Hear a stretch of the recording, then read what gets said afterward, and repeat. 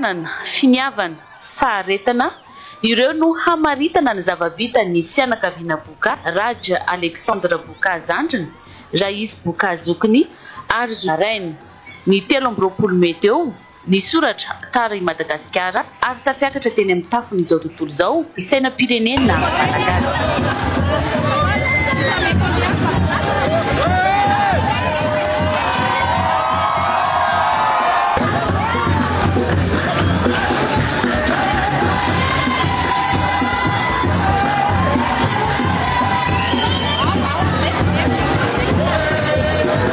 Nakotrokotroka ny fitsenana ny fianakaviana Boka teny amin'ny seranam-piaramanidina iraisam-pirenena Ivato tamin'ity androany ity. Izy ireo izay nametraka tantara teo amin'ny sehatra iraisam-pirenena nampahafantatra ny Madagasikara eran'izao tontolo izao satria sambany niofaofy eny amin'ny tendrombohitra avo maneran-tany eny Everest ny fanevan'ny Madagasikara fotsy mena maitso. Amin'ny kafaliana araka izany no nandraisan'ny malagasy azy ireo tamin'izao fiverenana tanindrazana namita ny adidy sy ny fireharehana fa malagasy izany.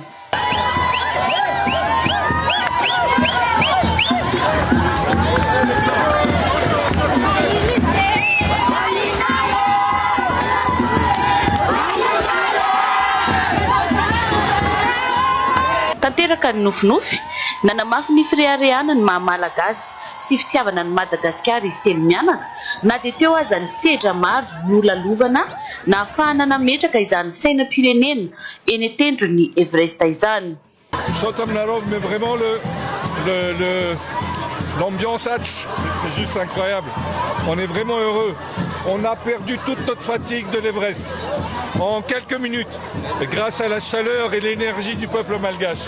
Merci beaucoup pour cet accueil. On est vraiment heureux. C'était le support des gens, c'était l'obsession, c'était après l'année dernière qu'on n'a pas pu le faire.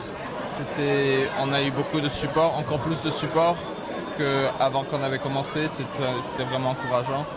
Du coup, de tous les gens qu'on connaissait ici à Madagascar, et ça nous donnait vraiment beaucoup d'énergie.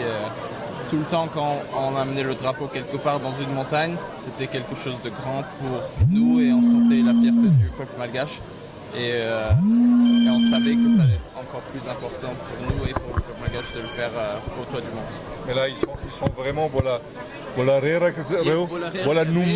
numal efa namono montagne. Nambaran'izy ireo fa na dia teo aza ny havizanana maro dia ravoravo tanteraka nahita ny fanohana ny malagasy rehetra mialoha nandritra ny fanatanterahana izany ary indrindra amin'izao fiverenana tanindrazana izao. Ho an'ny ministra ny serasera Sofiana dia zava-dehibe ny nahita fiavana sy fahafona hoe misy malagasy mitondra avy ny vonam-pirenena.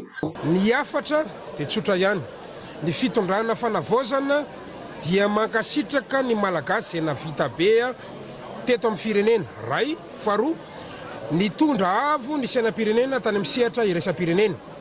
Hitanareo reto fianakaviany reto fantatrareo raha ny tantara ny fiakarana izany tendrombohitra izany ary anisan'ny fanamby lehibe manerana an'izao tontolo izao. Androany ny sainam-pirenena malagasy no nitsatoka teny atapy tendrombohitra izay avo indrindra.